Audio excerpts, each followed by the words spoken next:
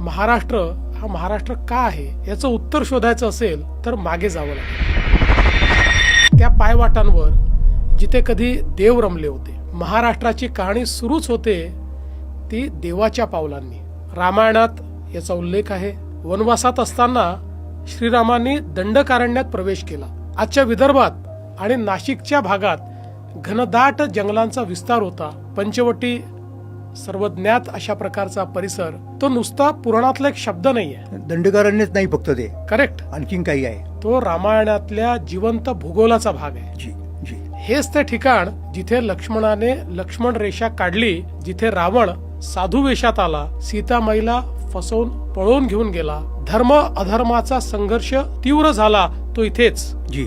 परवा कुंभमेळ्याच्या तयारीला गेलो होतो तेव्हा हा इतिहास डोळ्यासमोर उभा झाला माझ्या. सत्याचा जय होत असतो हे राम रावणाच्या युद्धाचे सार आपण वर्षानुवर्ष सांगत आलो आहोत. महाभारतात सुद्धा महाराष्ट्राचीच भूमी आहे. विदर्भ हा तो भाग आहे जिथे दमयंतीची गोष्ट घडली. कोकणातील गुहांमध्ये अर्जुन ध्यानात बसला असं लोककथांमध्ये सांगितलं जातं. त्याला दिव्यास्त्र प्राप्त करायची होती. महाभारतातल्या कृष्णकथेचा रमणीय भाग घडतो तोही विदर्भातच. राजकन्या रुक्मिणी पत्र लिहिते कृष्णाला आणि हे पत्र वाचताच तो धावत येतो कौंडिण्यपुरात.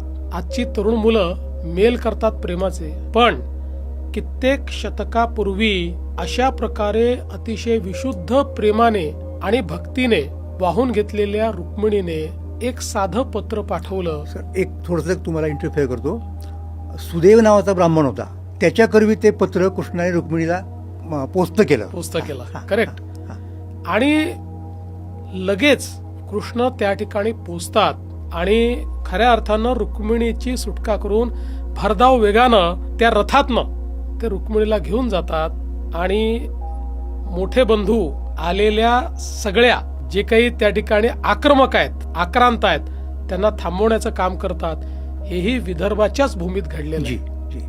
पांडव वनवासातील अज्ञात वासात राहिले ते चिखलदऱ्यात. जुलमी राजवट किचकाची ती उधळून लावली निर्धन पांडवांनी. असत्यावर सत्याने मिळवलेल्या विजयाची एक रोमहर्षक कहाणी आहे. म्हणजे महाराष्ट्राची ही भूमी पुराणांमध्येही आहे. अतिशय पवित्र अशा प्रकारचं स्मरण याचं सातत्याने होतं. सर, मी फक्त थोडी पुस्ती जोडतो. ती पुस्ती अशी आहे की संस्कृत साहित्यशास्त्रामध्ये सर्वात श्रेष्ठ शैली ज्याला म्हणतो आपण, रीती, ती वैदर्भीय रीती मानली गेली आहे. म्हणजे साहित्याला सुद्धा विदर्भाचं म्हणजे महाराष्ट्राचं फार मोठं योगदान आहे. खरंय.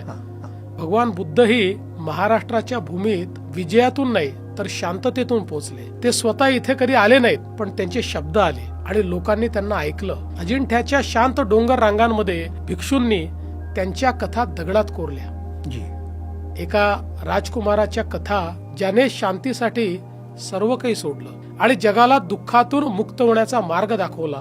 महाराष्ट्राने भगवान गौतम बुद्धांचे शब्द फक्त ऐकले नाहीत, त्यांना जपलं. गुफांमध्ये, स्मृतींमध्ये आणि आत्म्यातही. आजही जेव्हा तुम्ही त्या प्राचीन भिंतीसमोर उभे राहता तेव्हा असं वाटतं जणू भगवान गौतम बुद्ध अजूनही हलकेच बोलत आहेत. महाराष्ट्रातल्या दैवी ऊर्जेमुळे इथे सत्याचा, विश्वाचा शोध घेणारे साधक, संत, विचारवंत आले आणि रमले.